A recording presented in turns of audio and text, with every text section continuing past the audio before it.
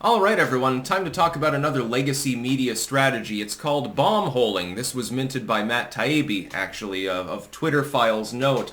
And I wasn't familiar with the term before, but yeah, it's pretty apt. You note that I love linguistics and toying around with the meanings of words because that's literally how you project power. I tend to do it in favor of liberty. Some authoritarians out there have different interests when they fiddle around with language. It's not discriminating against white people, it's just critical race theory. It's just a theory, it's just an academic sort of thing. Yeah, it's equity, it's not socialism, it's equity now, and so forth. You get the gist. Bombholing is the idea that the legacy media will pound the public with a sensationalistic story, which is later proven to be false, but then they move on to the next story around that time, and so it's like pit bombing. It's just like the dropping of bombs systemically. As soon as the first one wears off, the next one is delivered effectively. Good term. I think that we need to use it in modern parlance more. And they definitely do engage in this behavior. I've noted this myself for a number of years, and I'm sure that some of you have noticed as well. The idea is simply to make up a story, and when it's proven or discredited as potentially false, rather, once people get wise to the fact that there's no evidence of it, like with the P tapes, with the Steele dossier, with the claim that the Hunter Biden laptop didn't exist, but then it existed, but it's, there's a chain of custody problem or something, you just move on to the next story, and the idea is that it's rapid fire. The public has a limited amount of time to absorb information. While we're on our phones all day, well, 99% of you are, I happen not to be one of them, while people are constantly absorbing material, the attention span is rather scant. The ability to do deep dives is something that maybe 1% of the population is sometimes inclined to do. Unless your job is like my job, and you have to do deep dives into news and do a lot of research for literally your living, you probably don't have the time in the day to do more than skim the news article.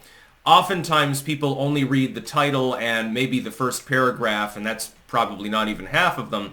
And so what legacy media will do is lie by omission, or lie by structure, mainly. So the real skinny on the article, the first paragraph will be like, well, a new allegation has surfaced that Donald Trump raped a dead animal, or something like that. 5 paragraphs later, oh, by the way, we can't corroborate this allegation. It comes from an unnamed source that may or may not be credible. We're just putting this article up basically to fuck with you.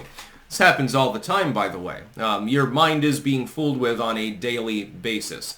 Just to be clear, nobody is immune to propaganda. Some of us just understand that the propaganda is there and understand that we're not immune to propaganda, and that gives us a little bit of an analytical advantage. Bombholing is definitely practiced by the legacy media, especially towards Trump or anything outside of the political orthodoxy.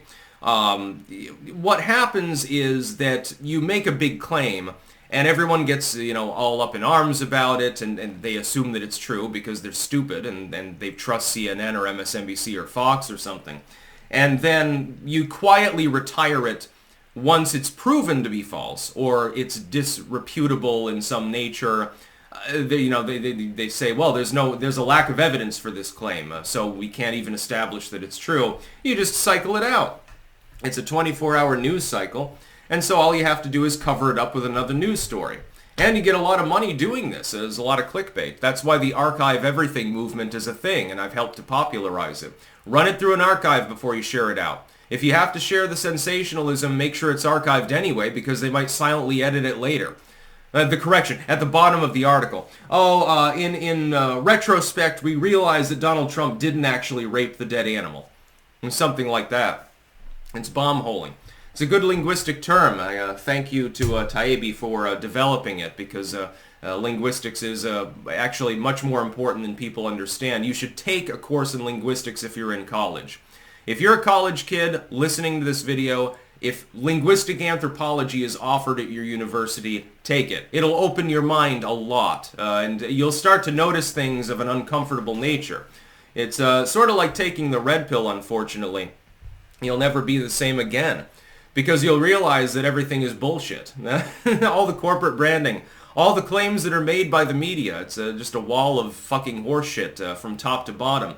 It's actually quite fascinating how easily people's minds are toyed with. Before that, I never understood how fooled I could be. It's discomforting, actually, more than anything else, but it's rewarding. It certainly helped with my career. I enjoy this. Link in the description, by the way, archived, of course. You can go through this for yourself. It's true. The legacy media screws with your mind. I would point out that they're effectively a state-run media, by the way, at this point. They've openly bragged about taking talking points from the White House on economic news. It goes further than that. They tried to cover up the Twitter files. Well, it's not real. Okay, well, it's real. Well, it's a nothing burger. Okay, let's just forget about it. Don't think about it too much more. It was always nothing. It's just a little thing. And here's a distraction. Here's a monkey on a carousel or something like that. That's the other thing the legacy media does, is try to distract people with clickbait that's totally innocuous, like funny stories. I actually wish they would have more dour news in the news and have less of the clickbait bullshit. Here's a baby alligator making cute noises.